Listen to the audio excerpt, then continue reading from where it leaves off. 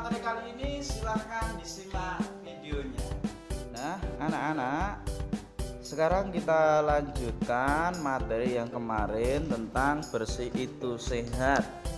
Sekarang Pak Eko akan memberikan materi tentang cara bersuci. Yang pertama itu adalah wudhu. Pengertiannya adalah mensucikan diri dari hadas kecil. Bersuci menggunakan air. Anak-anak juga harus hafal niat wudhu.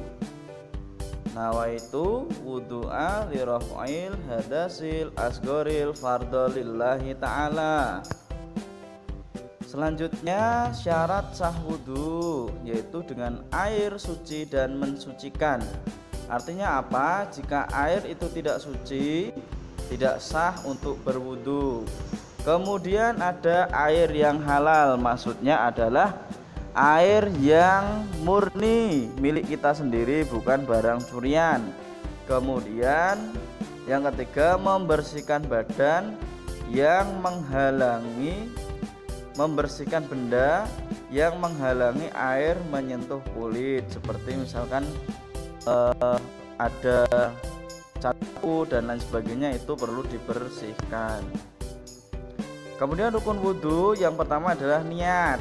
Ya, tadi sudah Pak Eko sampaikan niat wudhu. Kemudian yang kedua membasuh wajah. Yang ketiga membasuh tangan hingga siku. Kemudian yang keempat mengusap sebagian kepala. Yang kelima membasuh kaki hingga mata kaki. Yang keenam tertib. Selanjutnya Pak Eko akan memberikan tepuk wudhu. Ya, mari kita nyanyikan bersama-sama. Tepuk wudhu, baca bismillah sambil cuci tangan, kumur-kumur basuh hidung basuh muka, tangan sampai ke siku, kepala dan telinga, terakhir cuci kaki lalu doa. Amin.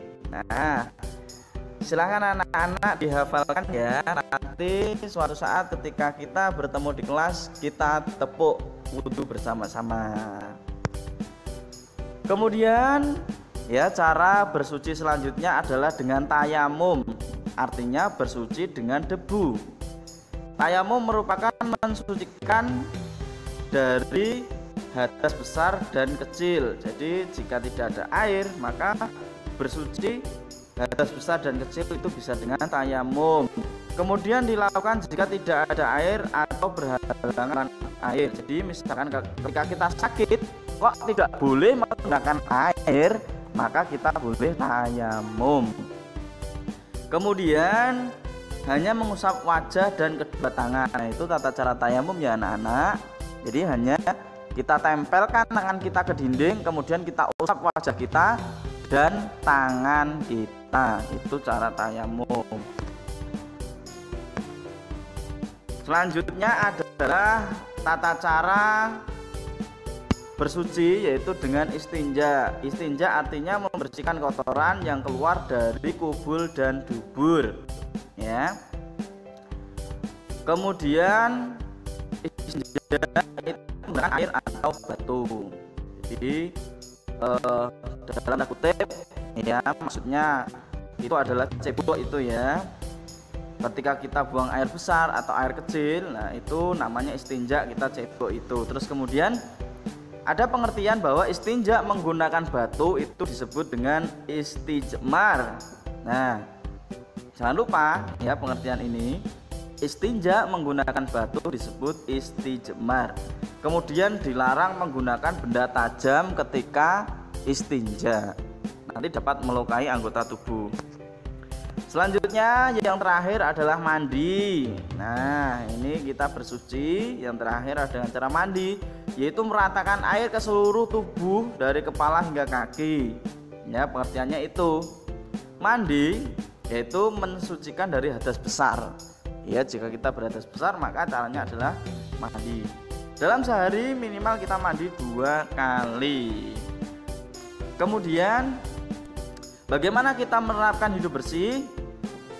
Ada pepatah mengatakan bahwa kebersihan pangkal kesehatan. Yang pertama adalah kebersihan badan, yaitu dengan mandi minimal 2 kali sehari. Yang kedua, kebersihan pakaian dengan cara mencuci, disetrika dan dilipat dengan rapi. Yang ketiga, kebersihan rumah, yaitu menyapu, mengepel dan merapikan ruangan yang berserakan. Nah, demikian anak-anak materi kita. Terima kasih. Tadi anak-anak yang dapat Pak Eko sampaikan, mudah-mudahan dapat menginspirasi dan tentunya menambah wawasan bagi anak-anak sekalian dan mempermudah dalam menerima materi. Untuk itu tetap jaga kesehatan, semangat